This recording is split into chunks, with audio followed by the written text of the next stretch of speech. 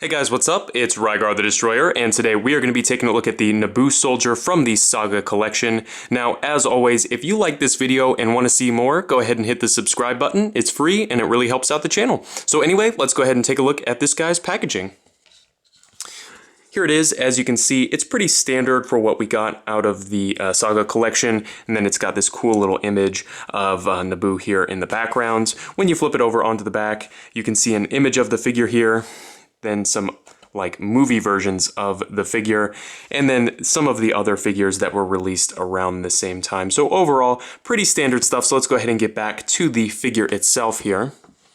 Now this guy stands at, let's see here, oops, looks about 3 3/4 inches tall. So he's right in scale with all of your other 3 3/4 inch figures, and he comes with a ton of accessories. The first one here is his helmet.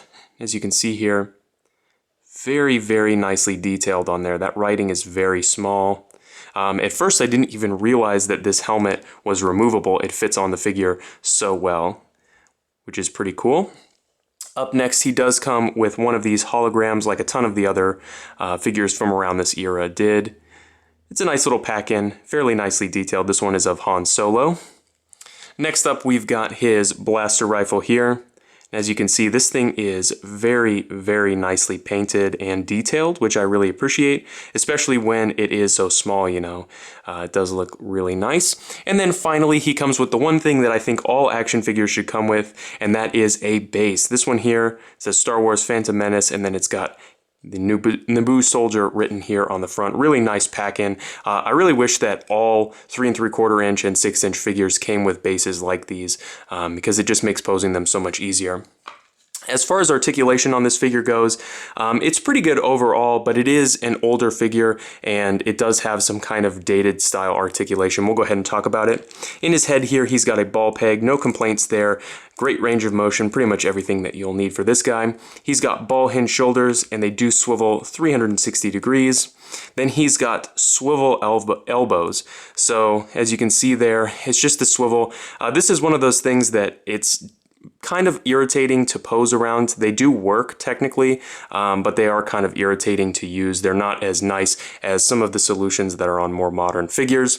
He does have swivel wrists on both sides. He's got a swivel waist, swivel hips with an excellent range of motion there. They do even go back just a little bit. Then he's got ball hinge knees. And as you can see, they're not a great range of motion, but I think they were trying to preserve the sculpt work as much as possible. And then there is a swivel there, and then no articulation at the ankle. So overall, this is a fairly basic figure, and it's definitely a figure that I think is showing its age. But despite that, I think it is pretty good at what it needs to be. You know, this is kind of like a background character, army builder type character, and I think that this figure does an excellent job of serving that purpose. You can get at least when I'm recording this video, you can get these figures for fairly cheap and kind of army build them up for your Naboo display, which I think is pretty cool. So overall, I definitely recommend this figure. So if you have any comments or questions, please leave them down in the comment section below, and I guess I'll see you later.